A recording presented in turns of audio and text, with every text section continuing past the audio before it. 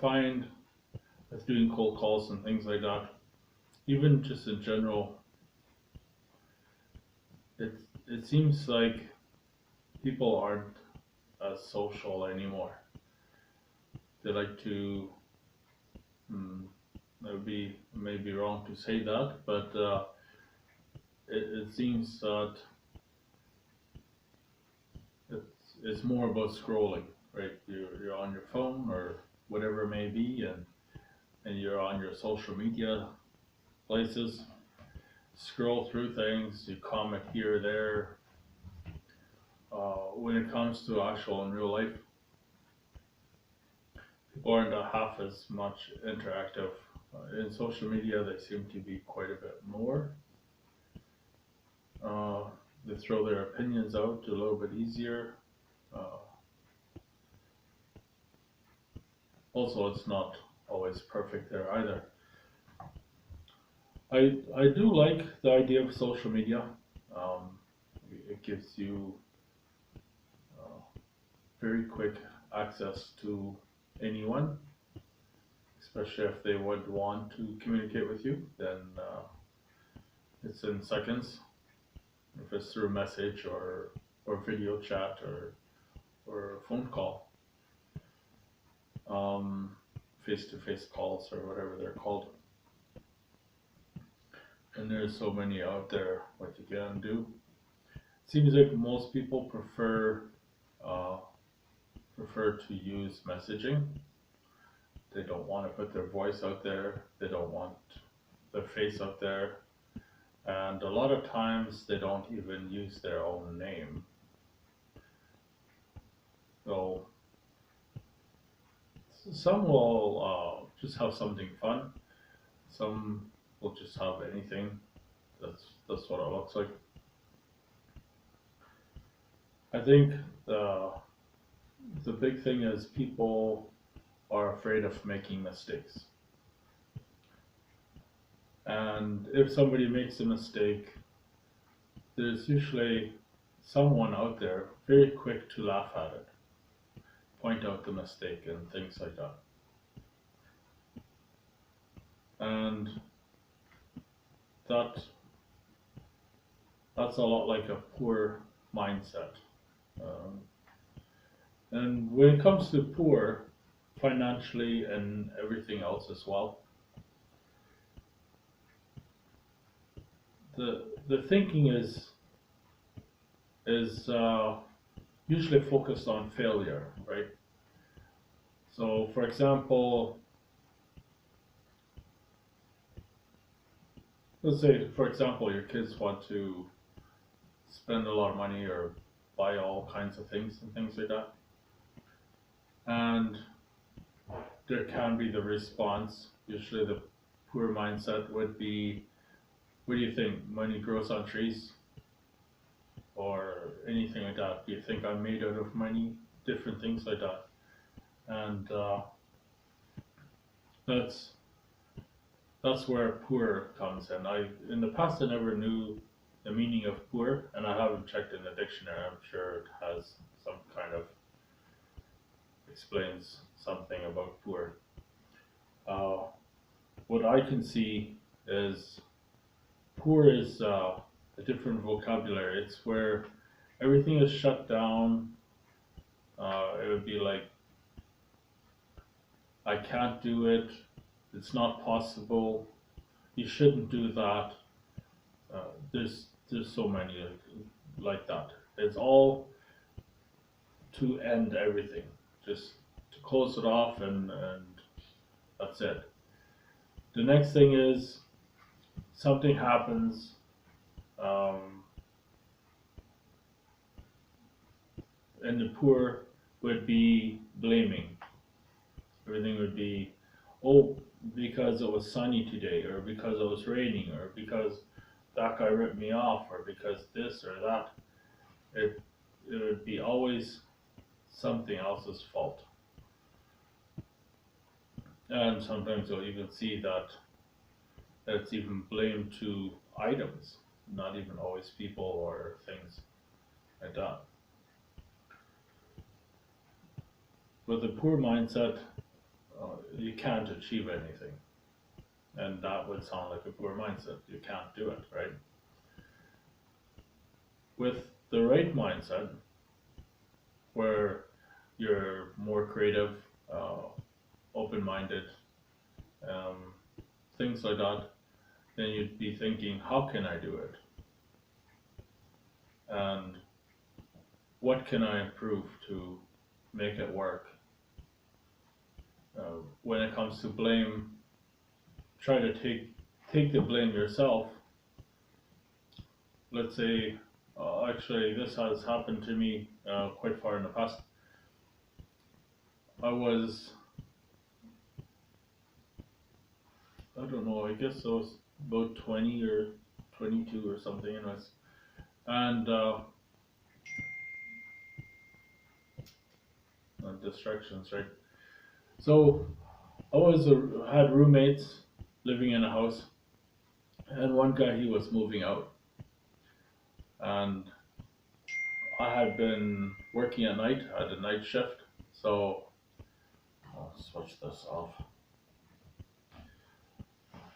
Oh, I was sleeping.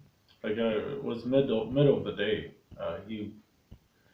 I was sleeping in my room, and my car was uh, beside the street, so it wasn't on the driveway. It was right next to it, parked, and I was sleeping in my bed. He rented a U-Haul, and I guess it was small enough that you could use just a regular driver's license to rent it, but it was big enough that he didn't know how to operate it. He didn't know the size. He didn't. So what happened is, when he wanted to back onto the driveway, I don't know how many attempts he did, but he ended up backing into my car instead of onto the driveway. So then we exchanged our license and things like that, and he was saying, well, U-Haul has insurance, they'll take care of it. So anyways, back then I didn't realize this. What I'm getting at there with that, how are you going to find a way for it to be my fault while sleeping in the bed, than blaming it on him for hitting my car? And that's where that's the mindset you want to have, is if you blame something else or someone else, you make yourself helpless and give all the control to whatever you're blaming. It doesn't matter if you're right or wrong, or any of that things, or who did what. All doesn't matter. What I'm talking about here is, if you make yourself helpless and give all the control away, then there's nothing you can do. And if you own it, then you step up and try to find a way to solve it. So don't try to figure out the problem. It depends on why you're trying to figure it out. But don't focus just on the problem, focus on the solution. So the poor mindset, poor people, whatever you want to call it. And when I say poor, broke and poor both don't have money. Broke, you can still have the right mindset, you can have the right knowledge, you can go about it the right way, and that's just temporary if you're broke. Poor, it's because of how you think and how you go about things that it keeps you poor. And broke, well, you might have made a few mistakes or whatever, and or some mishaps or whatever it may be, and it got you in that situation. and then you're broke. So it could be also that the world has changed, but you didn't, and you you start learning too late, and then you realize you're broke before you start learning. Now you're broke, and you have to learn to catch up. So that's the difference of poor and broke. Both have no money, but there's a huge difference. Um, when you are one of the first, this like everybody wants change, but nobody wants to change. That's very true. If nothing else, go back to the poor mindset, I guess. Um, it's like, oh no, I'm perfect, but you need to change because I'm not happy with, or we're not getting along very well, or things like that. If it's at work or anywhere with anything, it's always got to, other things got to change, not myself, right? And that's where you find yourself behind. If it's in business or if it's otherwise, if you're the last one to do something, to change, you're the last one to change, then you're left behind. And then you got a long ways to go to catch up. And if you want to be comfortably at the right spot, you want to be a little bit of ahead, not behind, or not even to normal. You want to be a lot better than that. And you should always be striving for a change and for more. So one thing, I think the pay system should change. I don't know the exact solution, but I would say commission would be the closest solution I can think of right now. When you have a job and you get paychecks and you get paid per time. So let's say you get paid by the hour, and even if you let's say you get $20 an hour, some guys would say, "Oh, that's above minimum wage. That's pretty good." No, it's not. Even $100 an hour is not good. And professionals would be getting paid around $100 per hour. Mm-hmm. You need help open that? Yeah.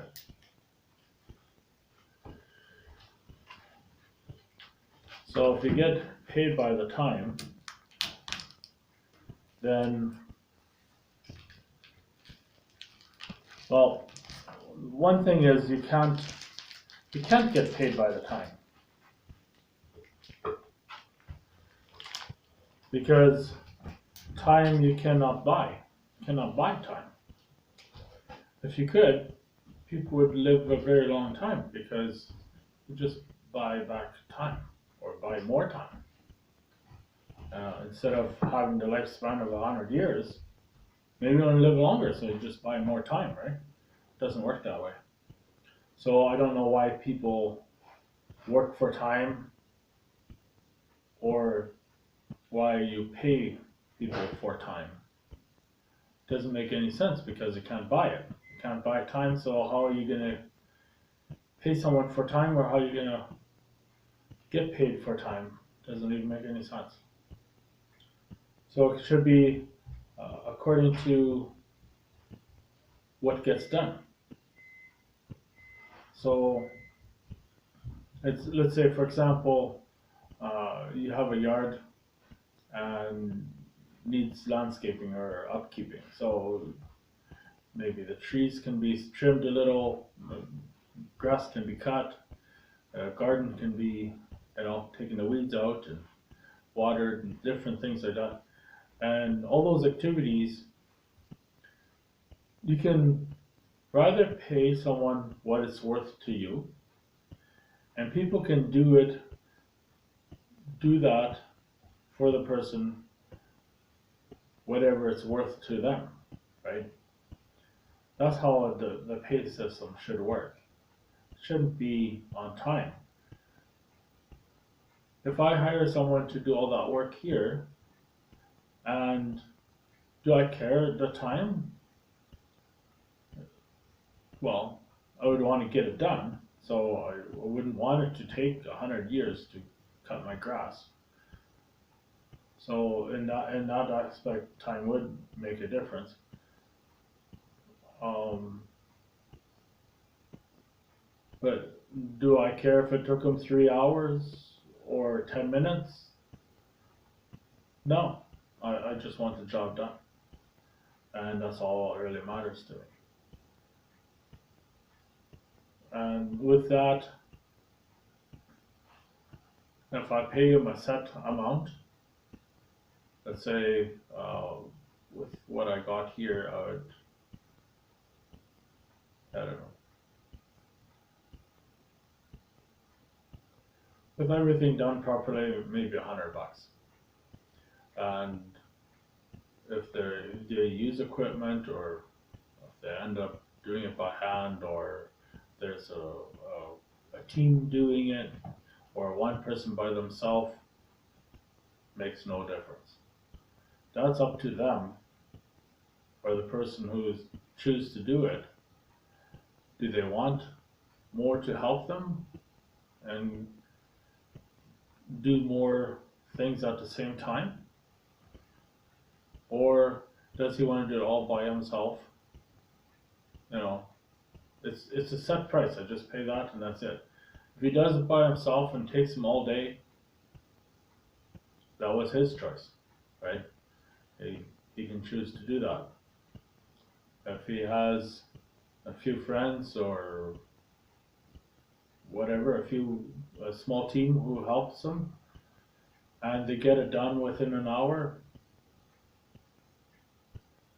good.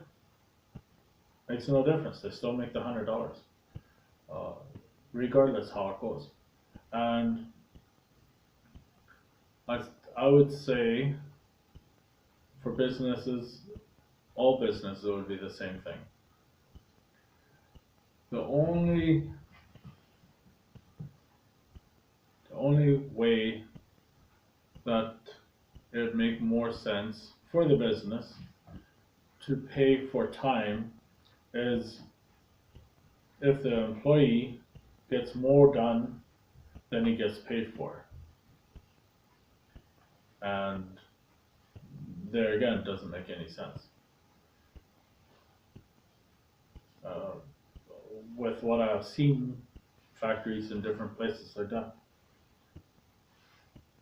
people don't work extremely fast, very hard. Most of them don't even love their job. Many hate the job. Some even hate their own boss.